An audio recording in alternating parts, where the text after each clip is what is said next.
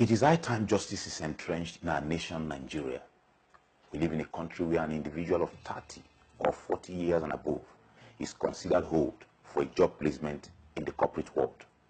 But a man of 60, 70, 80 and above is seen as constitutionally competent for political offices.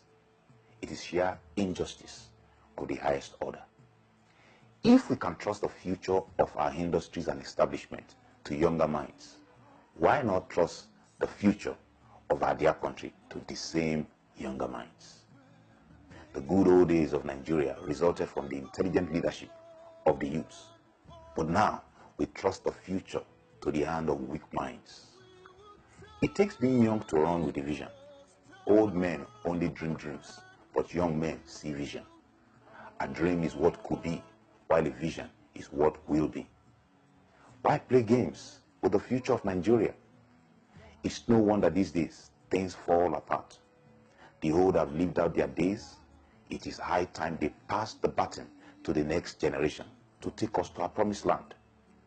They alone have the strength and the willpower to run. Most of the old we have in the reins of power today were relevant as youths.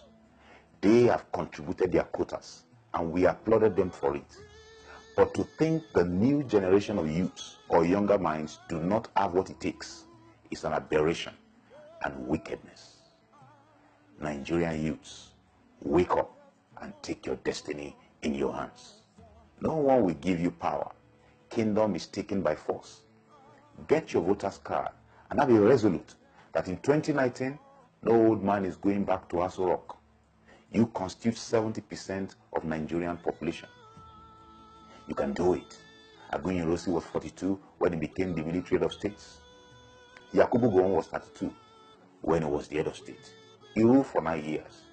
Murtala Mohammed was 37 when he became the head of state. Olusegun Obasanjo was 39 when he was military head of state. Ibrahim Babangida was 44 when he became the head of state. He ruled for 8 years. This present Muhammadu Buhari was 41 when he intercepted democracy and became a military head of state.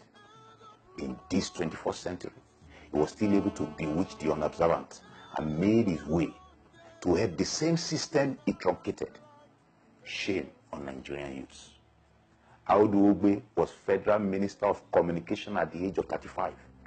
At 70, he is still a Minister of Agriculture. What a shame on this generation. Are we so much in drought of brilliant minds?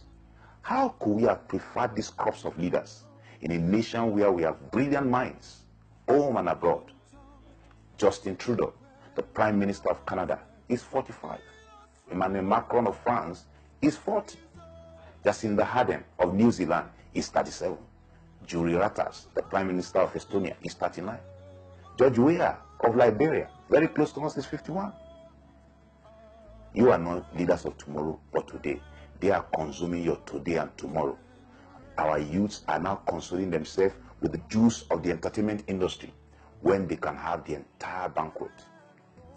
Former President Olusegun Obasanjo, perhaps apologizing and restituting on behalf of his generation, recently said, our youths should be empowered to deploy their ability to learn, innovate, and work energetically at ideas and concepts in which they can make their own original inputs. Youths must be part of the action today and not relegated to leadership of tomorrow, which will never come. Change that will mean enhancement of living standard and progress for all. A situation where the elected accountably govern and every Nigerian will have equal opportunity, not based on kinship and friendship, but on free citizenship. Don't sell your birthright for a morsel of bread. Get your voter's card. Unite in one and say enough is enough. If you are 18 years and above and you do not have a voter's card, why pray for Nigeria? Don't bother to pray, because evil triumphs when good people refuse to do something. The first step to answer prayer is get your voter's card. The second step is voting out this present government.